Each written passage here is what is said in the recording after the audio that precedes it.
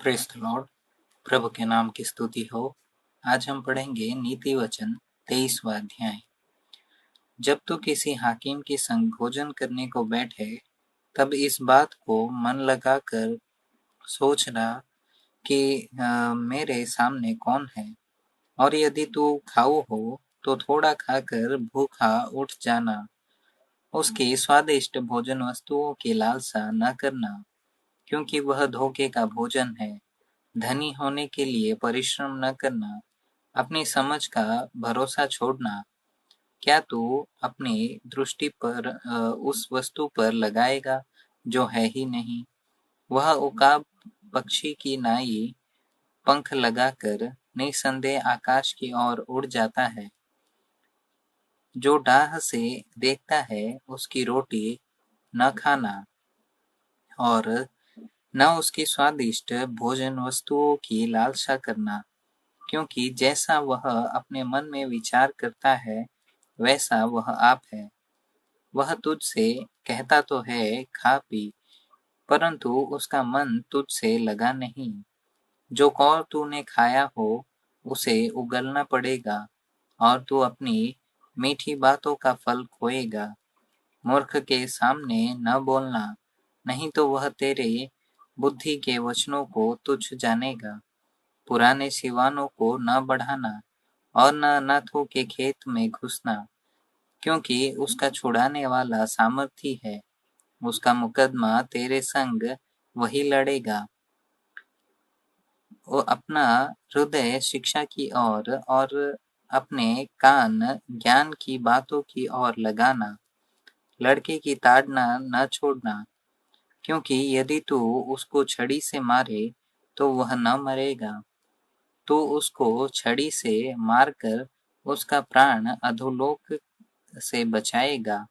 हे मेरे पुत्र, यदि तू बुद्धिमान हो तो विशेष करके मेरा ही मन आनंदित होगा, और जब तू सीधी बातें बोले तब मेरा मन प्रसन्न होगा।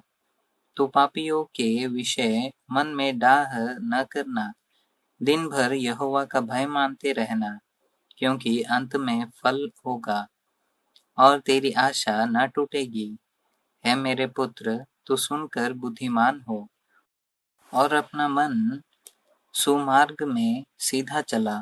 दाख मधु के पीने वालों में न होना, न मांस के अधिक खाने वालों की संगति करना, क्योंकि पियक्कड़ और खाऊ अपना भाग होते हैं, और पीनक वाले को चिथड़े पहनने पड़ते हैं।